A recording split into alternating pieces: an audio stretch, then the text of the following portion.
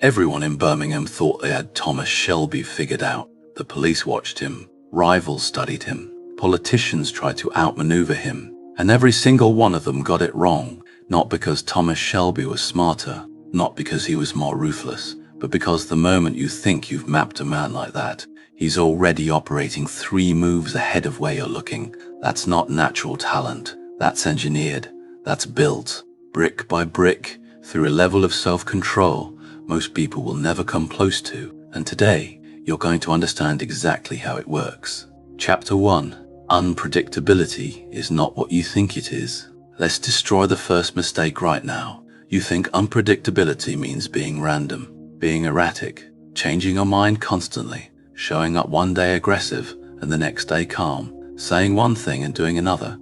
That's not unpredictability.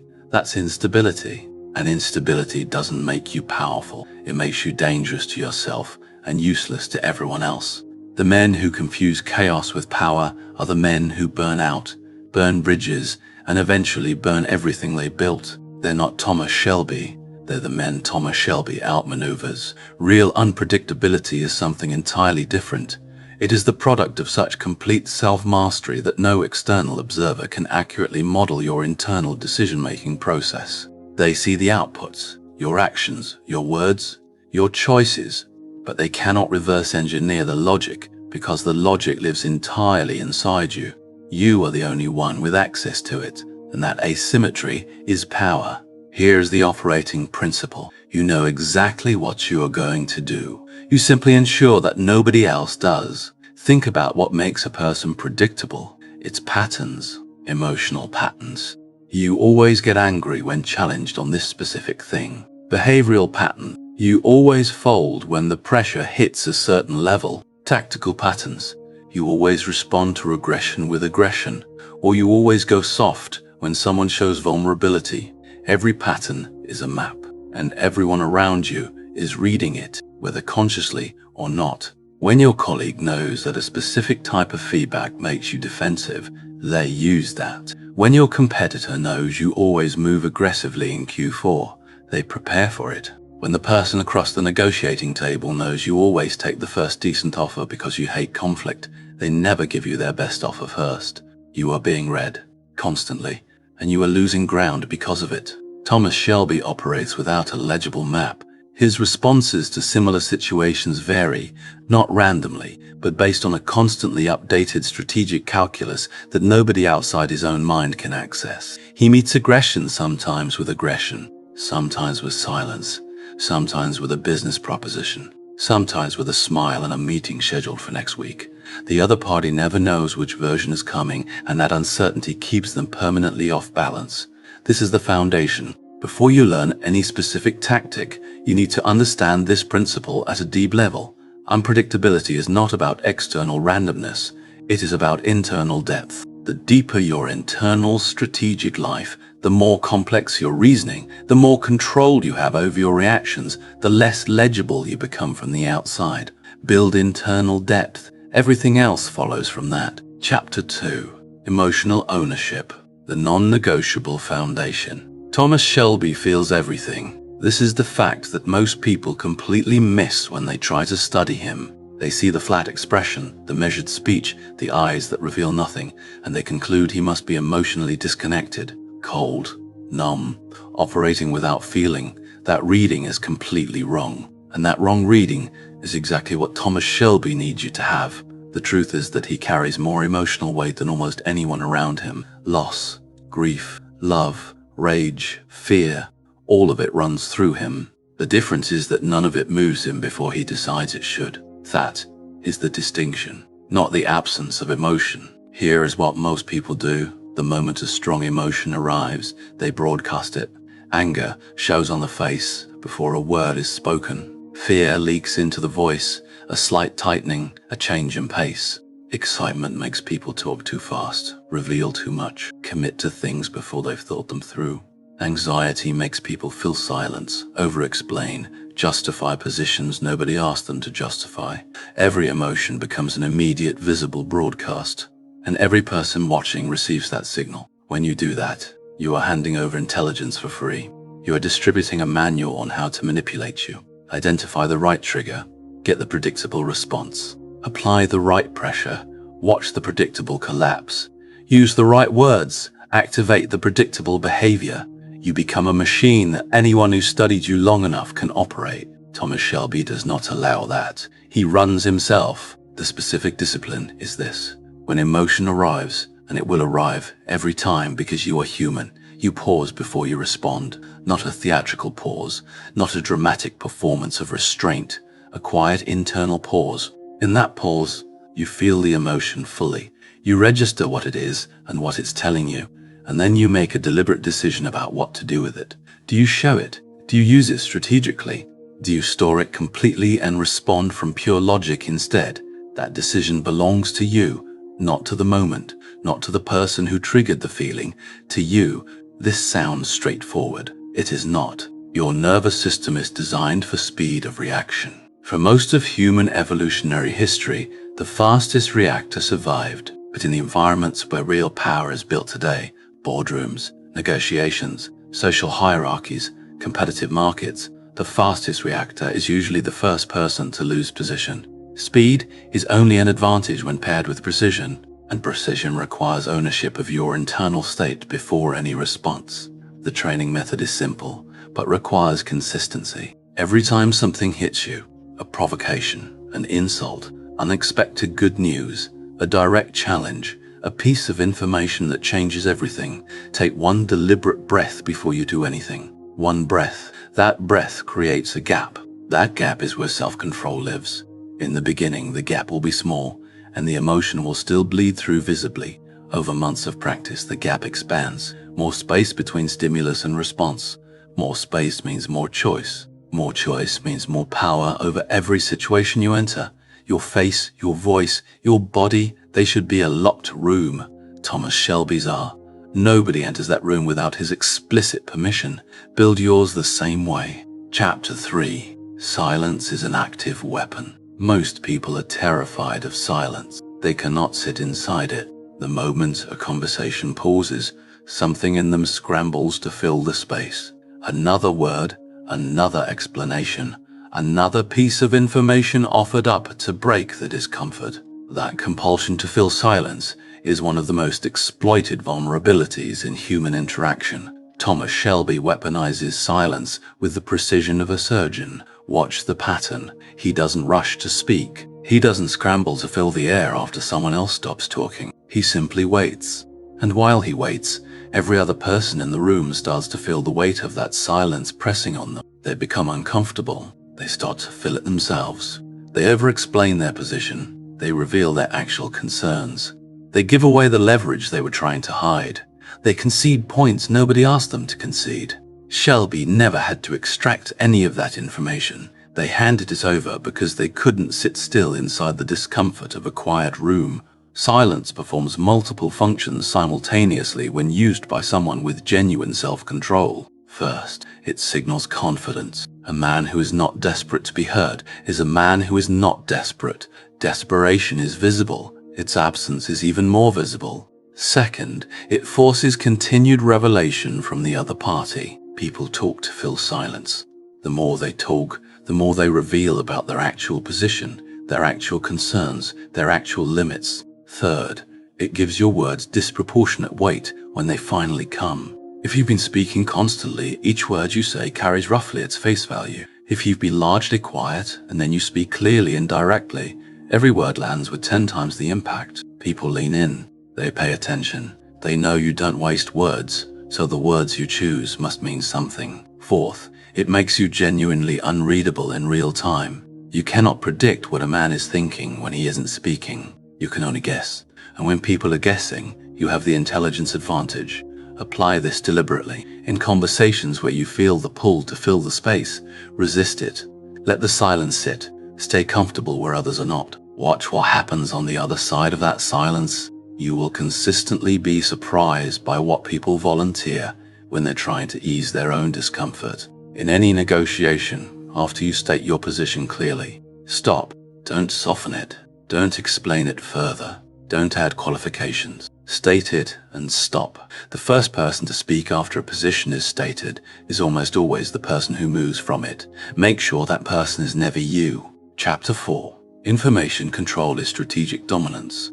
Unpredictability requires information asymmetry. Thomas Shelby knows significantly more about the people around him than they know about him. That gap is not accidental. It is deliberately engineered, constantly maintained, and fiercely protected. Consider how you reveal yourself without realizing it. Your words reveal your priorities. Your reactions reveal your triggers. Your habits reveal your patterns. Your relationships reveal your loyalties. Your routines reveal your schedule, and therefore your vulnerabilities. Your complaints reveal what you value. Your celebrations reveal what you fear losing. Every single thing you do or say in the presence of other people is data. Enough data points and a smart observer builds a working model of you. A working model of you means someone can run simulations. If I do this, he'll respond like this. If I offer this, he'll take it. If I threaten this, he'll back down. If you wait long enough, he'll fold. Once someone can accurately simulate you, they can beat you, not because they're smarter or stronger, but because they're using your own predictable programming against you. Thomas Shelby makes accurate simulation impossible. He does it by varying his tactics enough that no fixed model holds. He doesn't always respond to the same category of provocation the same way. He doesn't always negotiate with the same approach. He doesn't always show the same thing at the same moment. The result is that every person who deals with him regularly is always slightly miscalibrated, always working from a model that's just slightly off, always slightly surprised by what actually happens. And critically, he controls what information he releases about himself with the same care that he controls any other strategic asset. You need to do the same. Start by auditing what you're broadcasting. Most people narrate their own internal life constantly, their worries, their plans, their insecurities, their ambitions, their fears. Every narration is exposure. Every piece of personal information you offer is a potential lever someone else can eventually use. This doesn't mean you become a closed-off, paranoid person with no authentic relationships. It means you become intentional about what you share and with whom. Your strategic plans. Keep them close until execution. Your emotional reactions to situations. Don't broadcast them publicly before you've processed them. Your real position in any negotiation. Protect it like a hand in poker. Your vulnerabilities. Share them only with people who have genuinely earned that access. The practice is about selectivity, not secrecy. You share what serves you to share. You withhold what serves you to withhold. And over time, you become the person in any room who people feel they haven't quite figured out yet, not because you're performing mystery, but because you genuinely control your information output with discipline. That controlled mystery is exactly where unpredictability lives, and it makes you the most interesting, most powerful presence in any situation you walk into. Chapter 5. The Power of Delayed Response. Modern culture has built an expectation of immediacy that most people comply with automatically and unconsciously. Instant replies, fast decisions, immediate reactions. The person who responds fastest signals engagement, effort, enthusiasm. Everyone has internalized this. Everyone except Thomas Shelby. He decides when he responds. Full stop. Not when you ask. Not when the pressure demands it. When he decides the timing serves him. That decision over response timing is one of the most underrated forms of power in everyday life. When you respond on your own timeline rather than the timeline someone else is trying to impose on you, you send a signal that lands immediately and unconsciously. This person cannot be rushed, cannot be pressured by urgency, operates from their own internal clock, not from external demands. That signal reads as authority. It reads as someone who has options, and options mean leverage.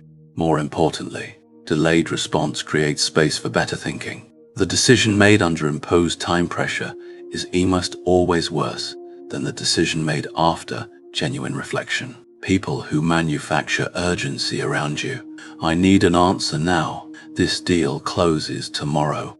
If you don't decide today, it's gone. Are almost always using time pressure as a manipulation tactic, precisely because they know fast decisions favor them, not you.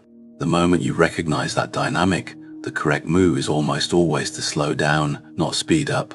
Thomas Shelby doesn't make decisions on other people's schedules. He makes them on his, and he's comfortable making people wait while he does. Build this capacity. Stop responding to messages the moment they arrive as a compulsive habit. Start distinguishing between genuine urgency, where speed actually matters and delay creates real cost, and manufactured urgency, which is a pressure tactic designed to remove your ability to think clearly. When someone tells you there's no time to think, that is almost always the moment when thinking most matters. Practice sitting inside uncertainty without needing to resolve it prematurely. Most people cannot hold an unresolved question or an open decision comfortably. They close it too soon just to escape the discomfort of not knowing. That premature closure consistently produces worse outcomes. Develop your tolerance for open loops. Let things sit unresolved until you're actually ready to resolve them well. The person who can wait, almost without exception, has more power than the person who cannot. Chapter 6. Build an unbreakable internal code. Here is the paradox that sits at the absolute center of Thomas Shelby's power. The man is completely predictable to himself. While everyone around him is trying and failing to map his behavior, he operates from a code so clear and so deeply embedded in his decision-making that his own choices are entirely consistent with it. He never breaks his own code. Not under pressure, not for convenience, not for social approval, not for short-term gain, not for anyone. And that unbreakable internal consistency, invisible from the outside, is the stable foundation on which every unpredictable surface move is built. This is the piece people skip when they try to adopt the Shelby approach. They try to become externally unpredictable without first becoming internally consistent. It doesn't work. Without a code, unpredictability is just instability with better PR. With a code, it becomes genuine strategy. The code is what keeps you from becoming lost inside your own complexity. Your code needs to be genuinely yours, not borrowed, not aspirational in a vague way, built from your actual, real, tested values. What will you never do, regardless of the cost or the temptation? What will you always do, regardless of how inconvenient it is or how little you feel like it? Where are the lines in your operating system that no external pressure can move? These aren't rhetorical questions. You need actual answers, written down, specific, clear enough that you could apply them to a real situation without ambiguity. When you have a genuine code and you live by it without exception, something structurally important happens. You become resistant to the most common manipulation tactics. Guilt doesn't work on you because your decisions don't run on guilt. They run on your code. Social pressure doesn't work on you because your code doesn't care about social pressure. Fear doesn't fully work because your code tells you what you do regardless of fear. Each of these represents a lever that other people can no longer pull.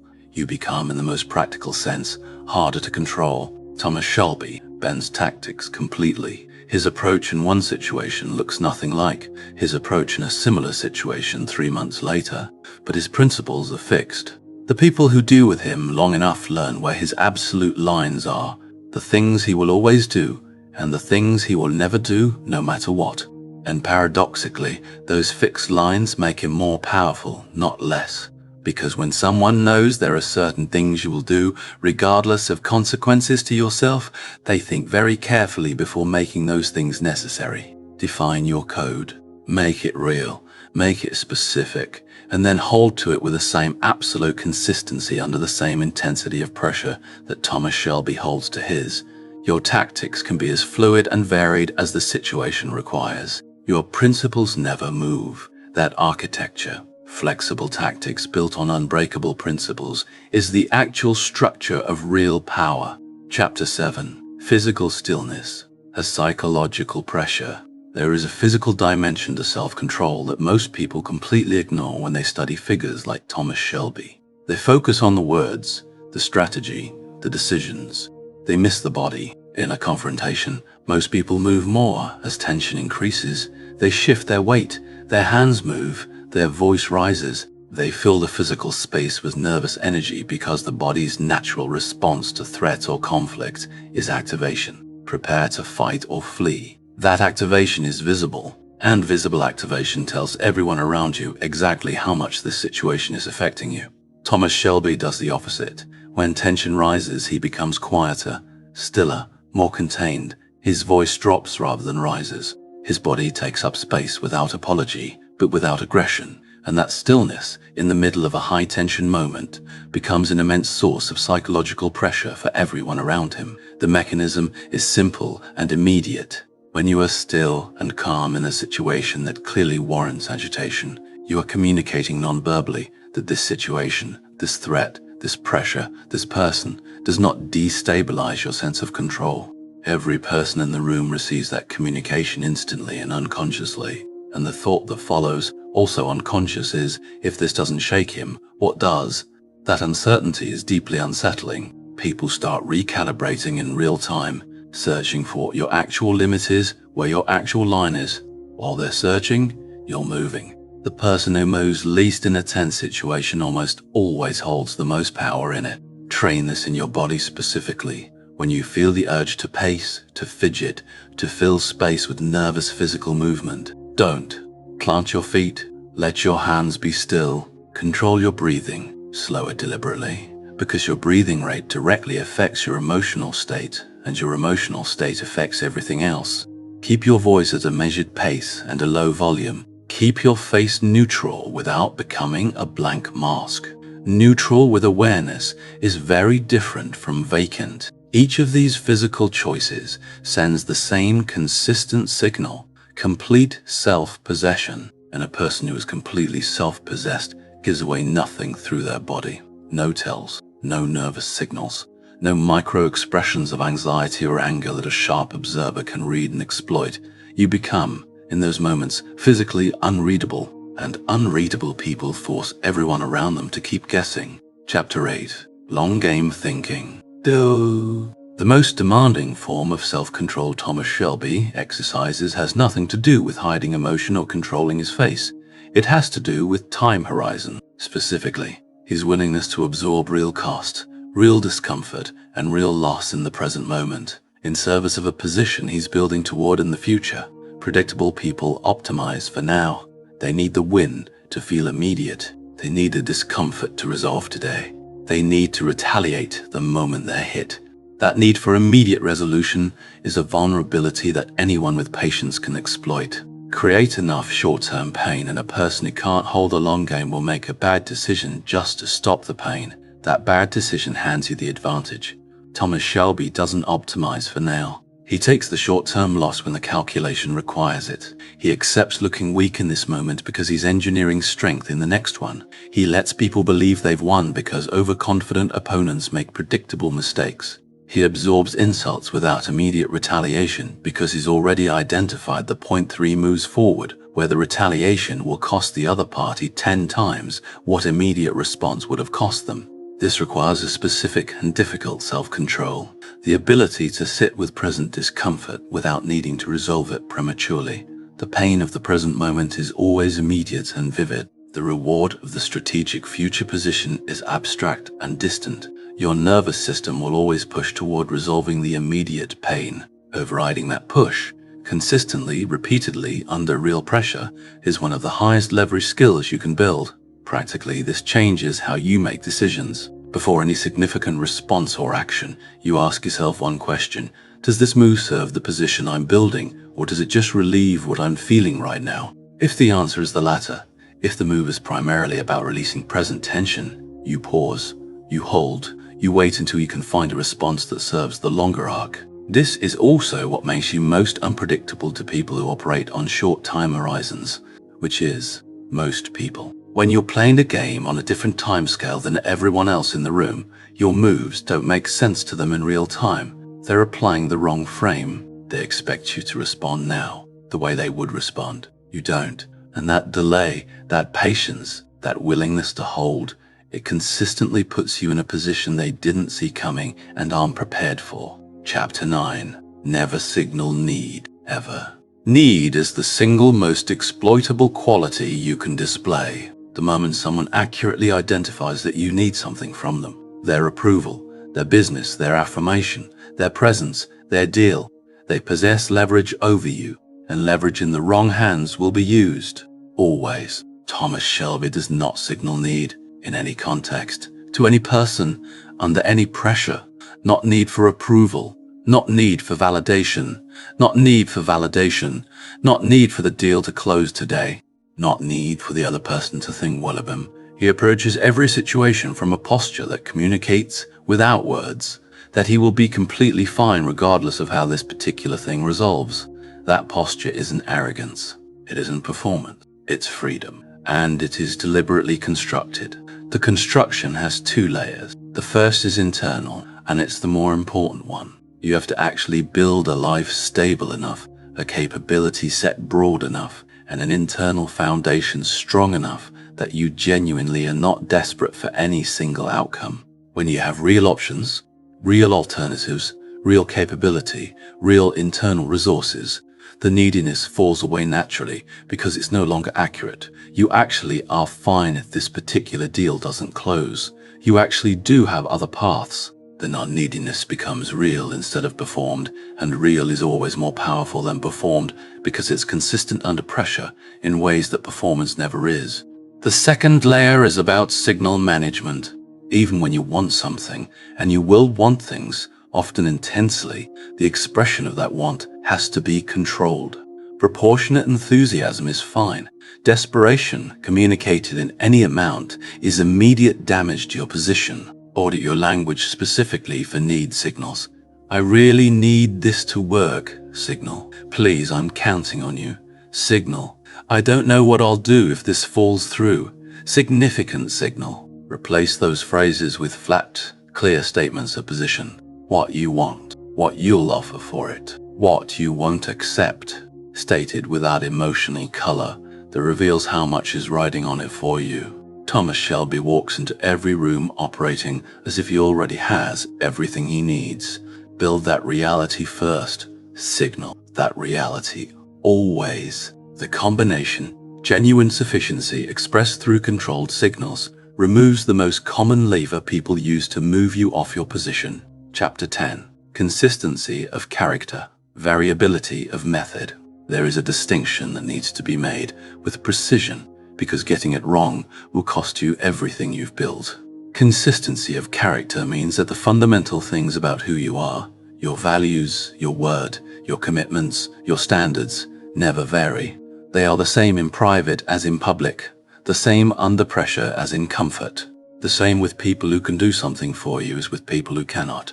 This kind of consistency builds a reputation that compounds over years into something no amount of tactical brilliance can manufacture. People know who you are. They trust that knowledge. And trust, even from adversaries, is a form of strategic currency. Variability of method means that how you pursue your objectives, the tactics, the timing, the approach, the level of force or restraint, the degree of disclosure or concealment, changes based on the situation. You are not locked into one approach. You don't have a signature move that sharp opponents can prepare for. You read each situation freshly and deploy whatever the moment actually calls for, without the constraint of needing to be consistent with your last move. Thomas Shelby embodies both simultaneously. His character is fixed and known, at least by the people who've dealt with him long enough. His methods are entirely variable. The combination is what makes him both trusted and feared, which is a rare and powerful combination. Trusted means people deal with him. Feared means they deal with him carefully. You build this by doing two separate pieces of work. First, get absolute clarity on your character. What are you, fundamentally? What do you stand for without exception? What can people always count on about you, regardless of circumstances? Build those things and then demonstrate them consistently under pressure, because pressure is the only test that actually validates character claims. Second, actively expand your tactical repertoire. Most people have 3 or 4 moves they cycle through repeatedly. Expand that set significantly.